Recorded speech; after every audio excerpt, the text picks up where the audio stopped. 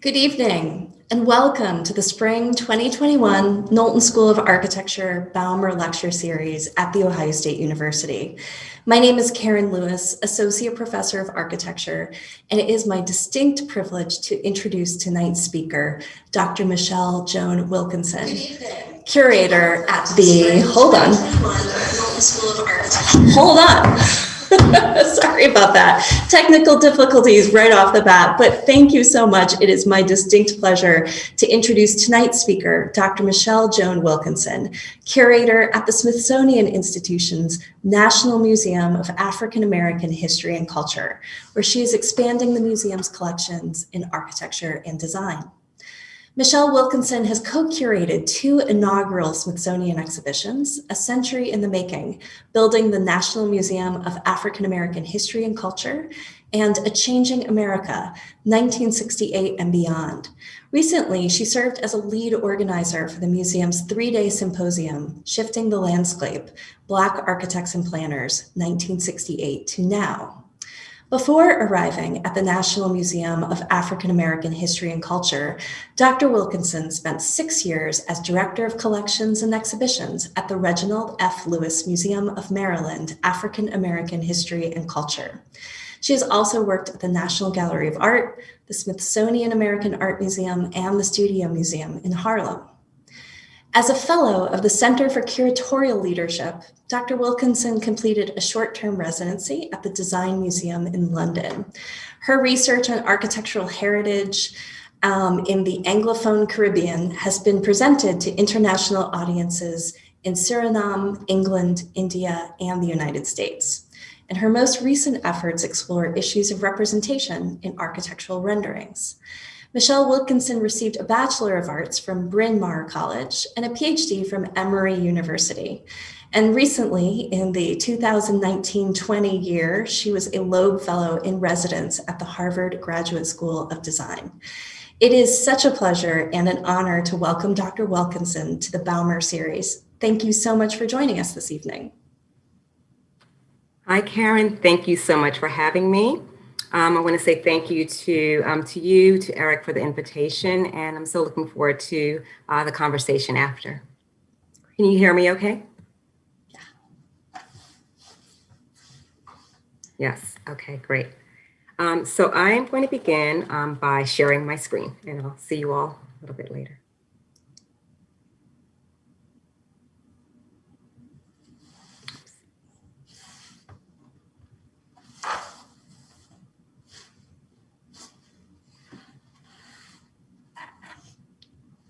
Okay, so hopefully you can see my screen. The title of my presentation is called Resilience Revisited. Okay, and it should be at full screen now. So Resilience Revisited. I don't recall exactly when I started to question the use of the term resilience, but I will never forget when I could not stop thinking about it. It was December 15th, 2015. I'll tell you why it's been on my mind since then, but in a moment.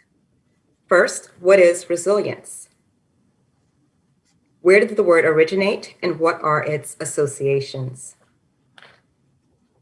Resilience has been in the English language since the 1600s. It was used in the 1800s, relevant to engineering and material sciences. Shipbuilding and watchmaking were two industries using the word. In the 20th century, concepts of resilience, psychological resilience particularly, were applied to people, and particularly the research on children in the 1970s. So for more on the origins of the concept of resilience, I consulted an essay by Alistair McCaslin, and I recommend that as well to those of you who may be interested. The term is used in various circles, from business to military to the natural and built environment. Consider disaster resilience, emotional resilience, risk and resilience, and sustainability and resilience.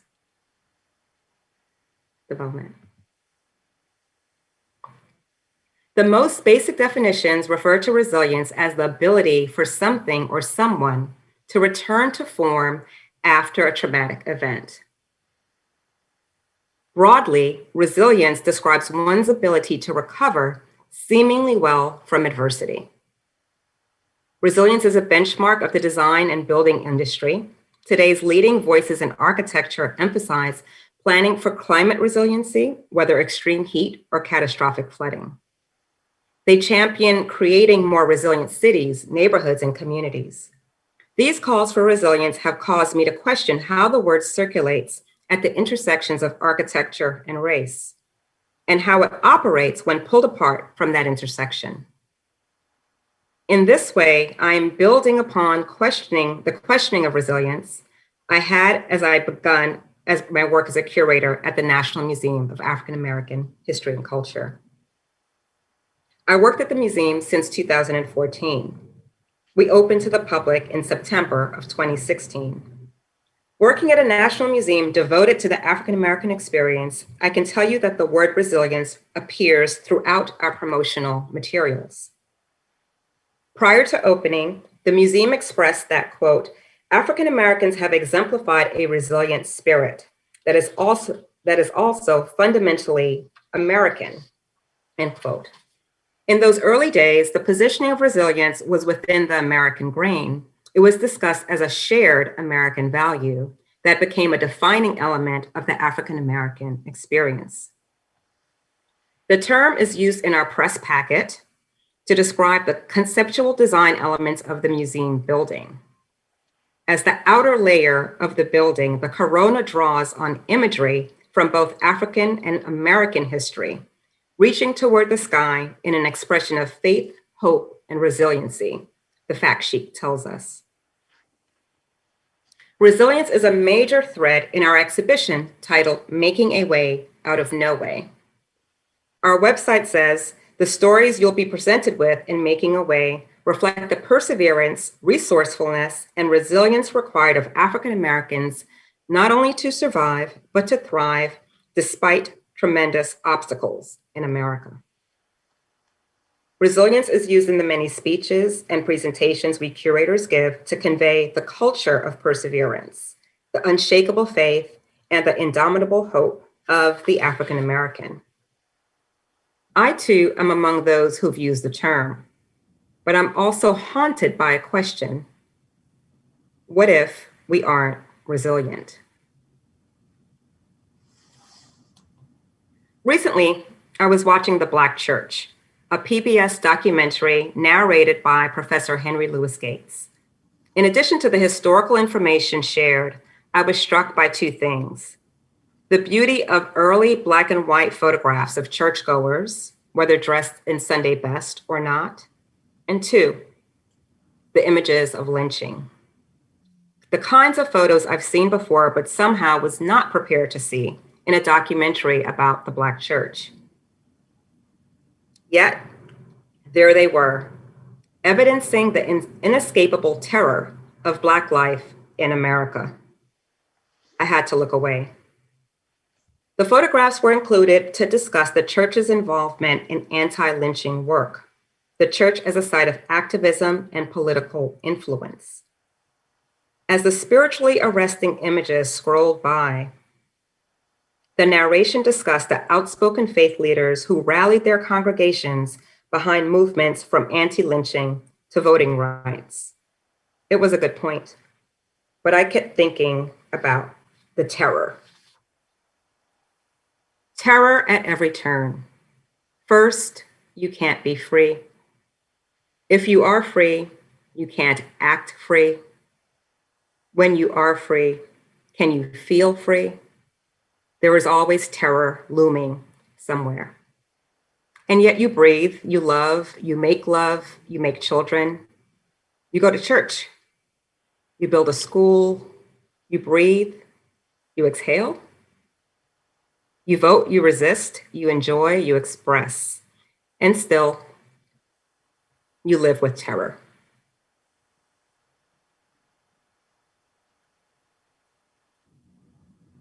Living with terror.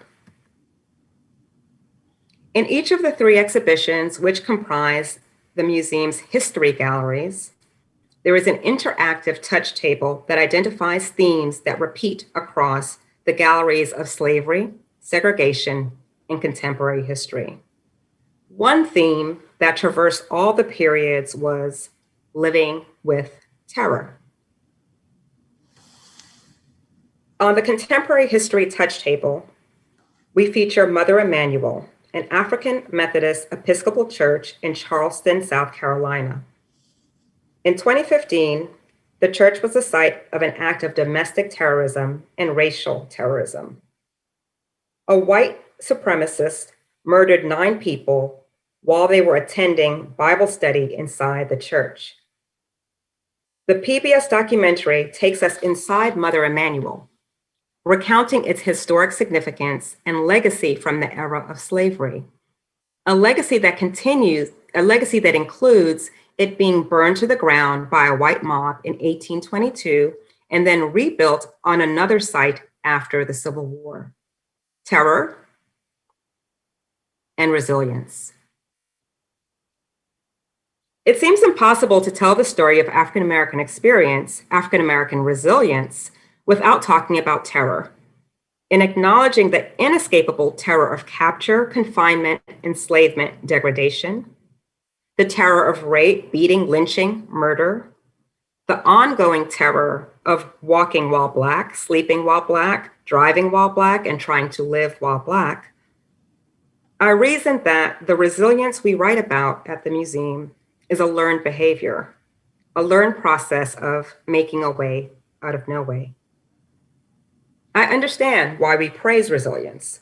What other options existed in the face of terror? Survive, withstand, or escape by any means necessary. Given this history, resilience is a word that unsettles me, because when it comes to Black people, it's hard to separate resilience from terror.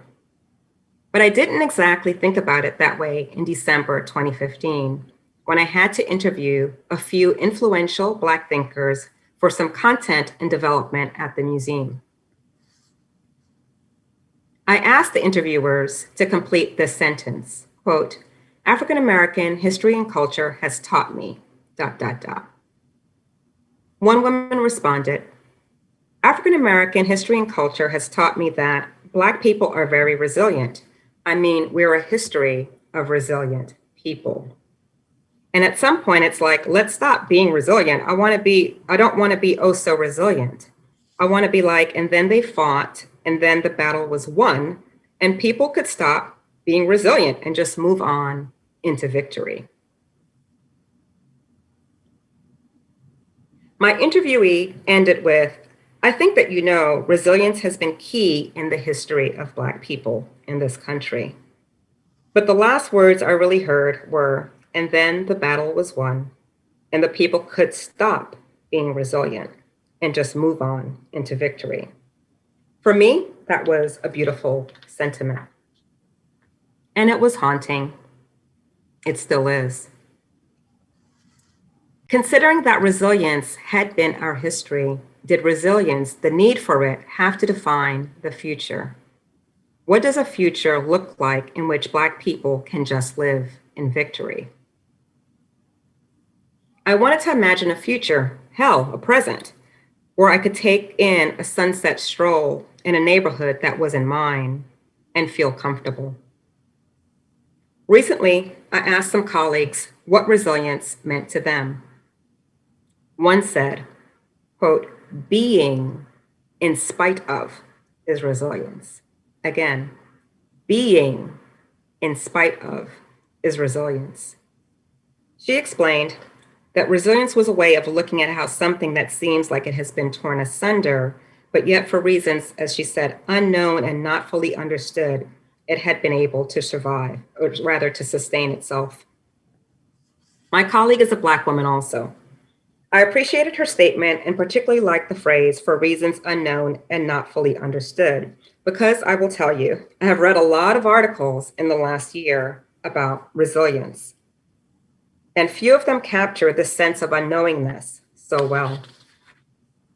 But there are many types of resilience, and for the remainder of the talk, I'd like to explore how those of us whose work is broadly connected to the fields of architecture and design, where these terms are frequently used, might re-examine what we mean, and most importantly, who we imagine when we say resilient.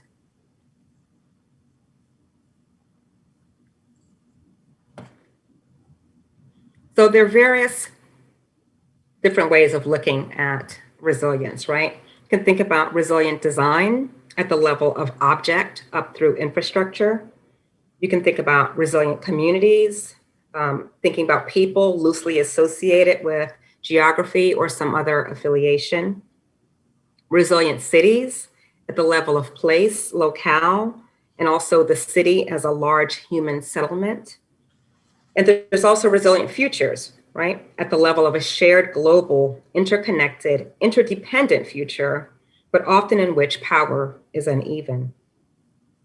What does resilience mean for architects and designers? What does it mean for Black architects and designers? What does it mean for Black people who are always asked or expected to be resilient?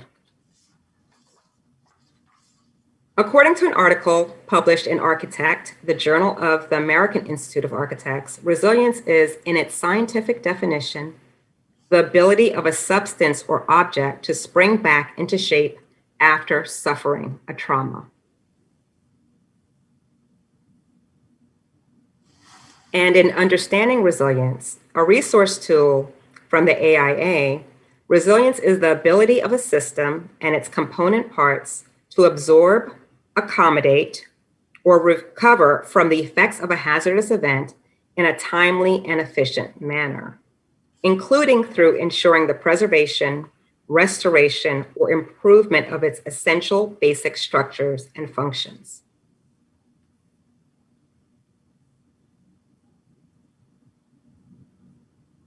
I like that definition. It covers what happens before, during, and after the hazardous or traumatic event. In noting that recovery is coexistent with ensuring the preservation of the essential aspects of the thing impacted, this description of resilience as applied to architecture suggests that despite attempts at its destruction, the thing impacted is equipped with the assets needed to self-preserve. Lucille Clifton has a poem about something like that. Won't you celebrate with me? Won't you celebrate with me what I have shaped into a kind of life? I had no model. Born in Babylon, both non-white and woman, what did I see to be except myself? I made it up here on this bridge between starshine and clay, my one hand holding tight my other hand. Come celebrate with me that every day something has tried to kill me and has failed. We might say that the speaker in Clifton's poem has been resilient. She has withstood the assaults and attempts at her eradication. She has ensured the preservation of her life, another birthday reached. But do we really know how resilient she was, in fact? Is not dying enough? That is, what is the quality of life when one is always in struggle for self-preservation? For some of us, resilience comes with the image of the strong Black woman. A recent video from The Daily Show with Trevor Noah tackles this with a sketch from comedian Dulce Sloan. Sloan opens an Encyclopedia Britannica to strong Black women, in which the definition reads, noun, mythical Black woman who is resilient, selfless, and needs zero help. In reality, we need help. We need relief from overwork. We need care for our bodies and minds. We need a reprieve from the weathering of racism. And even more mundanely, Sloan asked for help moving the couch. There is a perception, however, that our strength and resilience will save us, so you don't have to worry about us. It's no wonder that Black women have been among the most outspoken against resilience. Just 2 days ago, a friend alerted me to a hashtag with those two words by Kaguro. Of course, the sentiment isn't new.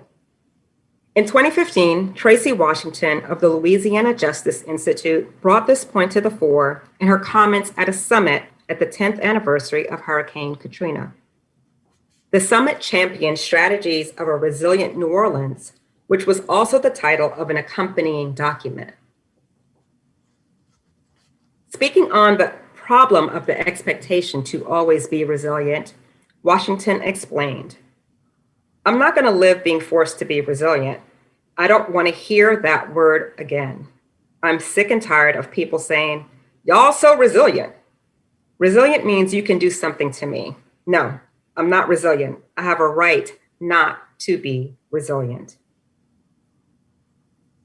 Washington's words were met with claps and cheers. Later, in an interview Washington did with commentator Melissa HarrisPerry, the two Black women discussed a flyer that had been posted around New Orleans, quoting Washington's words, "Stop calling me resilient." Washington says to HarrisPerry, yes, I don't like it. I don't like the politicians to use it because to me, it represents an unnatural state. We weren't born to be resilient. We're conditioned to be resilient, and I won't accept that. I don't want my people to accept it here or any place. We should condition the government to ensure our environment is healthy enough so that I can make a good living. I can send my child to a good school, that I can have great health care. Washington gets straight to the point. Make our society equitable. Ensure our environment is healthy. Hold elected officials accountable. But stop asking me to bounce back from persistent trauma. Stop expecting me to recover from the next terrible thing before I even know what is coming. She refused to accept the conditioning. She refused a forced resilience. Instead, Washington demanded accountability and action. Despite rejecting the expectation of resilience, she was cognizant of what it takes to undo inequity and dispossession. Keep fighting and keep speaking up. Trained as a lawyer, Washington said she would sue to be heard. Final section. When the onus is on us. For Black people, Black communities, Black cities, too often the onus is on us. It's on us to recover well, shepherd the recovery of a community, and bankroll the recovery of a city or a state. The onus is on us to withstand traumatic events, but appear as though nothing remarkable has happened. An article in Harvard Business Review titled "The Dark Side of Resilience" opines that, quote, too much resilience could make people overly tolerant of adversity. For groups suffering inequities, resilience is needed, but should not go unchecked. In architecture, the implication of resilience is that if a structure sustains trauma, the damage, if any, is not permanent nor irreparable. It's like that old Timex commercial where the watch takes a licking and keeps on ticking. But are humans built that way? Are there limits to what we can sustain? We know that the need for resilience against racism is connected to negative health outcomes. Researchers have noted that stress from persistent racism affects Black public health.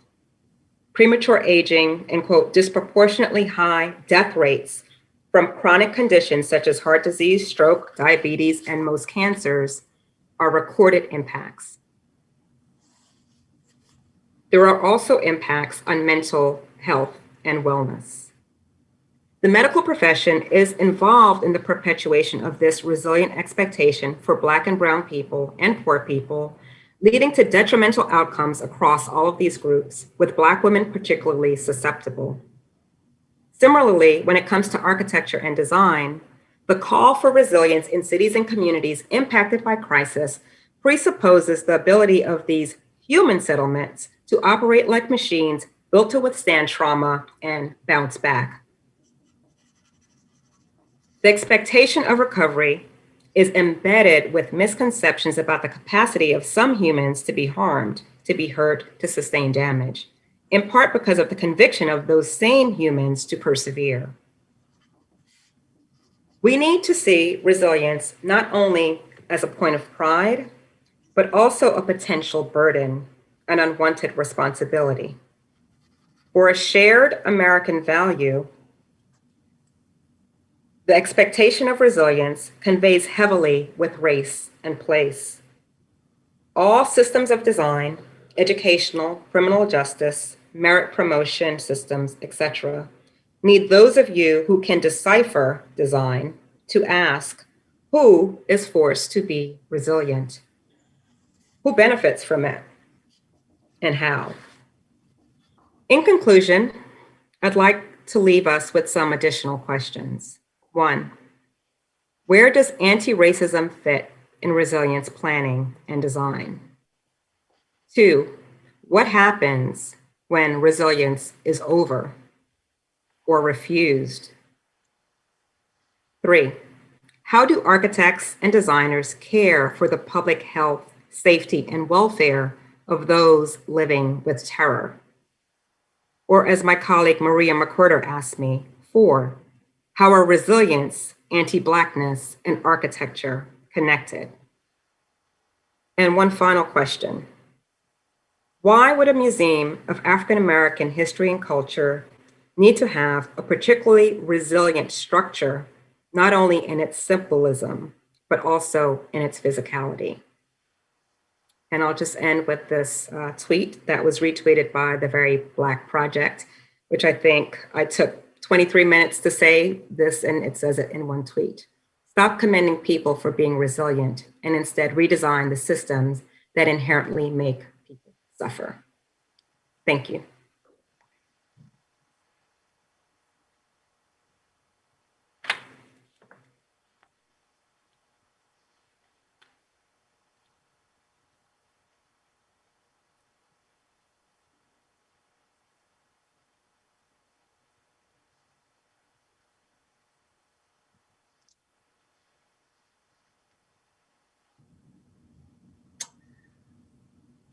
What an incredibly powerful presentation and a set of ideas that have made me radically rethink a lot of the ways that I use the word resilience. And that is something that I have confronted in my own work at times. And thank you so much for shedding such a light on, I think, a word that certainly as designers, we absorb and we think about, maybe without second guessing, what some of the implications of that might be.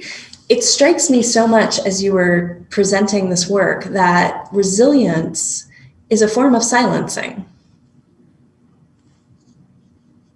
And I wonder what, how that kind of lands with the, I guess, like how the not just the kind of like idea that, oh, this didn't happen to you. It's almost like a gaslighting, right? Oh, but you're resilient. You've bounced back from this trauma, right? But there's also a kind of way of shutting down and not acknowledging the experience that happened.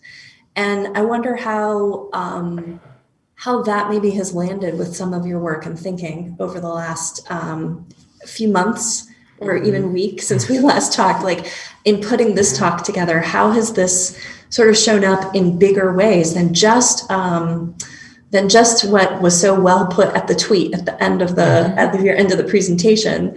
But how does maybe this act of resilience become something that's even more insidious than a kind of pat on the back and it's okay, we can move on, but it has these depths and structures that's very difficult. Yeah, no, you can hear me. No, I definitely think that there is a line that we could draw between resilience and silence. And this is complicated because it's not bad to be able to bounce back just as a thing in and of itself. I think there's power in that, right? Which is why it's celebrated, which is why people take pride in it. But it's also about who's using it for what gain. And it's about, I think, the narrative that is put on folks to act like they're not being impacted by something, or to be silent about it because there's an expectation that their resilience is going to allow them to take more crap. And so what I really appreciated was I was, working and looking at sort of the history and how this word has appeared in various contexts, was that, it seems like there's always been a pushback on it. I think in 2020, a lot of us saw that word everywhere because, we're in a pandemic and we're in a situation that we haven't, at least I haven't in my life, been in anything like this before. Most of us have never. And we want to be able to come back, right? We want to be able to get back to a place where we can do the things that we were able to do. But we also realized in the middle of the pandemic, George Floyd was murdered, and there was a whole, upheaval and a reckoning based on that. And we don't want to come back to that either, right? And so it just has complicated this whole notion of kind of returning to something that existed. And we do have to question, what are the things that we are returning to? What is the future that we want? And I don't know that resilience, going back to something that existed before, is necessarily the way to think about the future per se. Yeah, no, I think that idea in particular of how to think about the future is something that strikes me as, this is like a massive system reset that we've all been a part of. And thank heavens, right? Because there's so much inside of it that needs to be reconceived. I think what's interesting, you speak about the, one of the last questions that you ask is about the Smithsonian Institution. And why would a museum of African American history and culture need to have a particularly resilient structure? How have your colleagues responded to this critique that you're offering of the word resilience throughout the entire institution? We'll find out. These are things that I've been thinking, but I've only really started talking about them in public since the fall. Okay. So it's still, it's still relatively new for me as a topic that I'm looking at. And I'm interested. I asked some of the, as you said in the talk, or you noticed in the talk, I did ask some colleagues what they thought about the word, and I got, comments from some of them. For the most part, I would say the comments, they showed that duality that I described, the duality of, taking pride in being able to persevere, to sustain yourself. That's important. But also when I brought in the idea of the kind of stereotype or the myth of the strong Black women or the myth of the Black superwoman, a lot of, my Black female colleagues are quite aware of those tropes. And so for us, it's also wanting to acknowledge, yes, their strength, but also wanting to be able to say somebody else carry this load sometime, not always wanting to have to be the person that carries that burden. So I think that within our museum curators and even our visitors, many of whom are African-American, I don't think I'm saying anything that's really controversial, but I do think that we need to look at the intersections, because the way the word might be used in one context may be different than how it's interpreted another. And I think when we have this sort of elision between those people pride themselves on being resilient, so let's just, let them fend for themselves and bounce back on their own, then that's problematic and dangerous, because the situations that, particularly that Tracy Washington was talking about, it's not just a matter of the natural disaster, it's all the things that are compounded with the disasters that make, Black people more vulnerable in those situations. And so getting to the root of the issues is really important. Right. Yeah, it does. It's, as you were describing these conditions, of course, we've shared that some of my own work around thinking about resilience comes from trauma. And in designing for a catastrophic event that occurred in my hometown of Newtown, Connecticut, Sandy Hook Elementary School. And my design response in thinking through and processing that project was to develop a resilience like landscape, a living memorial. And it strikes me that, maybe resilience isn't the right word anymore because it comes with a burden to overperform, perhaps, or it comes with an expectation that this didn't to absorb and move forward. I also wonder, though, that there's a difference in the context of a catastrophic event that's rare versus a catastrophic event that is persistent. And you spoke about in your Loeb talk at the end, and even referenced now, what it means to watch a sunset without the threat or fear that you would be murdered, being in a place where someone perceived you didn't belong. And there's a much different condition, even if we were to be thinking about the ecological or urban or architectural reference points, right? We design for the 100-year storm. We don't design for a cataclysmic event every day. And I think there's something very that's like resistance or resilience is not is a dangerous term when you're living inside of a constant threat. No, I think you summarized that really well, and I'm going to think about it some more too. Yeah, the difference between persistent threat and kind of cataclysmic, I think within thinking about structures versus people, that does have a lot of resonance. I think we can think about the differences.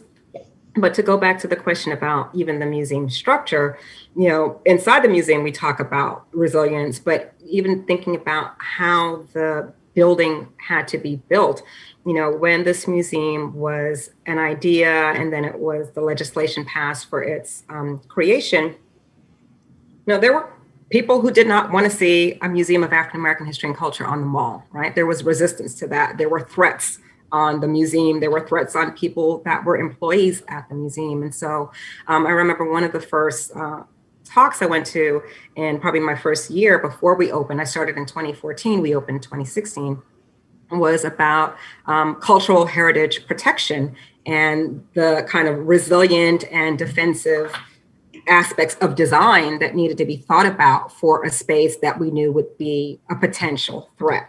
And what is that threat about? It's about anti-Blackness and racism and white supremacy, right? So thinking about even the Charleston example. So there's this way in which, is that type of threat, is it cataclysmic? Is it a bomb? Is it a one-time thing?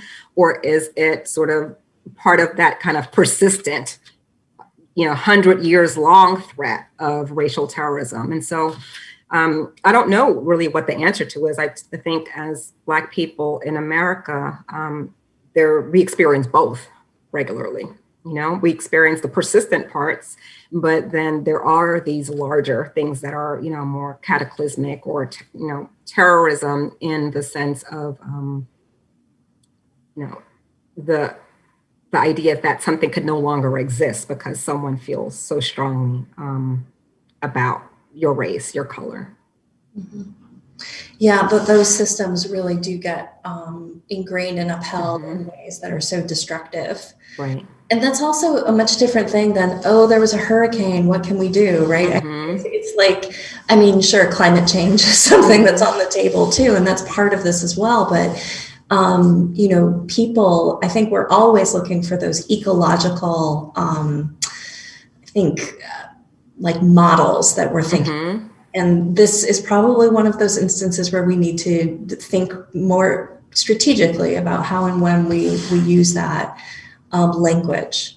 And so a couple of questions, comments that have come in that I want to flirt into this conversation. Okay. And so I would invite the listeners at home to continue to add your thoughts and comments as we craft and move this through. So this one comes, this theme resonates with me deeply. Please go back to Katrina and comment further on resilience in the building of New Orleans. especially how it played out in the rebuilt environment. And I think this sits very well with what we were just talking about, of who's asking these questions of rebuilding, and how do we start to make a more holistic structure of finding out and asking questions, like as we move into a design project or design process, who's sitting at that table and who's bringing forth their own resilience. So maybe speaking certainly of the disaster of Katrina, that would be great to hear your thoughts on that a little bit more. Yeah, what I'll share is just very personal. I'm not someone who's really studied the 10 years or the progress since. So it's more anecdotal, but having been there since Katrina and gone on tours of different neighborhoods, I definitely got the sense that there were serious challenges with the direction in which rebuild efforts were going in. I don't want to speak kind of authoritatively because I have not sat and really studied this. But just the questions about, what type of structures get built for populations, the issues with maintenance. You can have a house that looks beautiful on the outside, but is very difficult to maintain. As someone who's worked in, beautifully designed museums, I also understand that, a lot of times these kind of special things require more work than things that are kind of maybe more standard.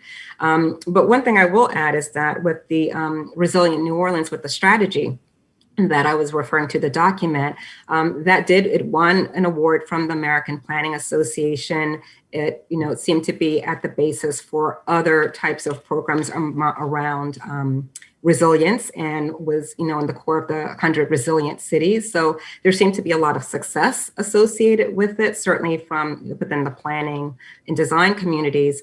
But I don't know if, to what extent people's regular day-to-day lives were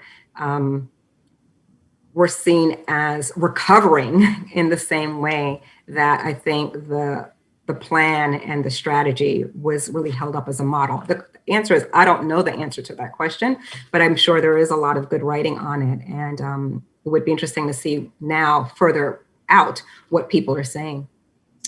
It also strikes me that,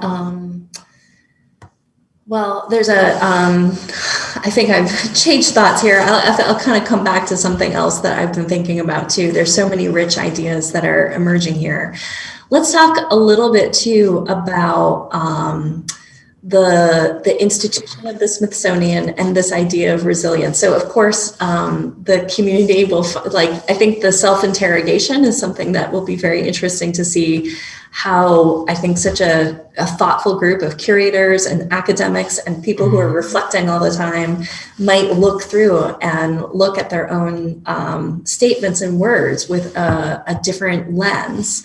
What else does that start to come into with this idea of building a resilient collection or a resilient institution? How does that maybe shape some of that bigger question that you asked at the very end about a resilient structure?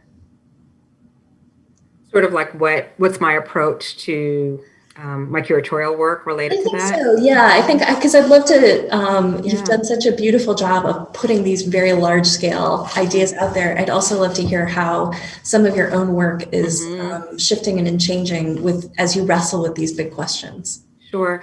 Yeah, I would say that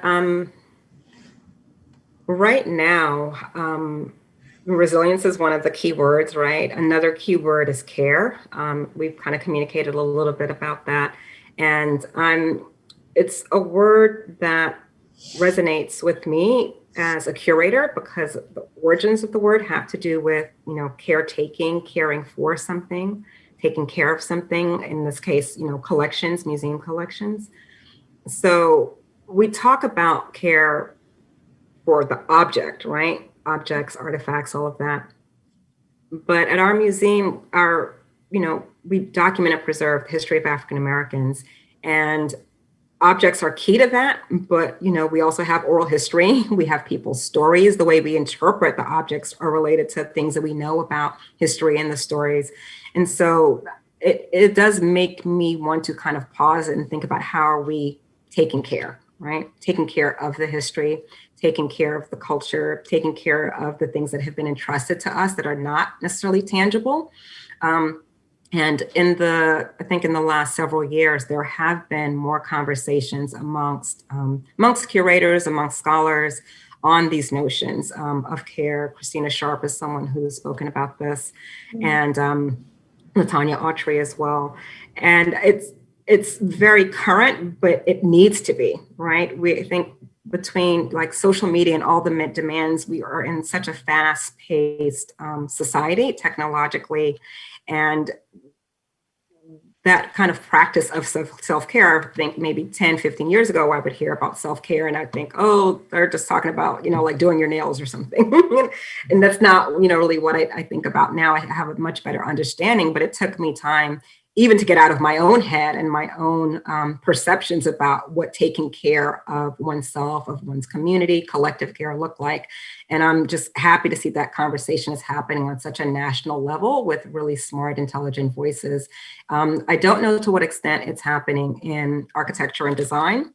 There may be that conversation. I'd love for people to send me links of things to watch and all of that are related. But thinking about that kind of do no harm, that I mentioned, we think about the medical profession as having to take this oath to not do harm.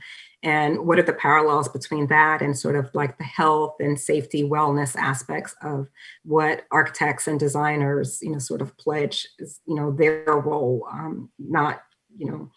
not creating impacts that are detrimental to other people, to protect health and safety, in fact. And so that's care work, right? To me, that's work involved in the care of people through design and structures and landscapes and all of that. And I think speaking to the project you mentioned about resilience post-trauma, that's care work also. And so I would like to see more fields engaged with it. And, I guess there's always a danger when one word gets replaced with another word, 5 years later, it'll be like, no, we shouldn't be talking about care anymore because that implies, so we may get there, but I think that is the power of human thinking. We move through ideas, we move through, ways to interpret meaning for ourselves in the world. And I think that that's healthy. And so I'm excited to be part of whatever is happening now and to think about how those things are relevant to my own work. Yeah. Do you think that, asking deep questions is part of that care work. And in a way, one might even think that the research that we do around, I think, of course, of all of these incredible drawings that you've been collecting and looking for and images of representations that you're thinking about as evidence of building a new future. Sometimes I think the research, more so than the production of the objects, the questions that we ask and that kind of care work is so valuable and not necessarily always so tangible. Yes. Yes.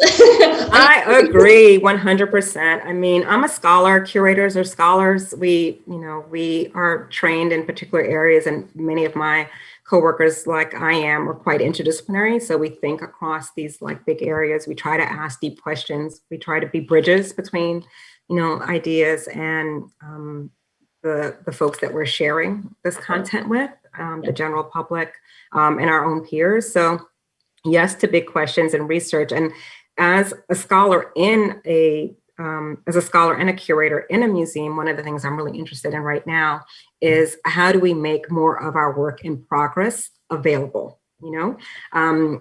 I think we have been sort of conditioned to think about the exhibit or, some type of final product being what is presented. And right now, because things do move so fast and so many healthy conversations are happening through social media, I think it's important for us to be able to think through ideas in public, to engage as we're doing. And we do this. This is part of the work that we do, but also to make visible our research products in process so that we don't have to wait until there's like this big 5,000 square foot exhibition to say, this is what we think. Because sometimes those things take 4 to 5 years. And by the time you unveil it, the thinking's already, gone way further than that. Yeah. So those are some of the questions that I'm engaging with now. Yeah. It's almost like we have a server in the building at Knowlton, and sometimes students will save their work in that space, and sometimes that gets drawn upon to share publicly on Instagram. And sometimes the students feel shy, like, oh gosh, I didn't realize that this would get put into that space. But there is something really satisfying and modern about like sketchbook or the server or the half-baked idea. Because then we can all have a public engagement around it, get more voices and more ideas coming through. And it gets people excited. To just go back to, you just mentioned the sketchbook. So one of the projects that I'm working on at the museum is called Rendering Visible, and it's looking at the drawings of Black architects and designers, really throughout history, and really hoping that at the museum we can build a sort of a digital collection primarily, but also have research and archival materials collected from Black architects that will give us a sense of their imagination. What is the architectural imagination through drawings? I came across work that, from architects as I was collecting for the museum, and just thought, how many people get to see this? Like, this is not fair. It shouldn't just be me that gets to see all of this, or a curator that gets to see it, but it should be out there on Instagram to inspire young people to become architects, particularly young. And one of the things I really care about is increasing that percentage of Black people becoming licensed architects. So.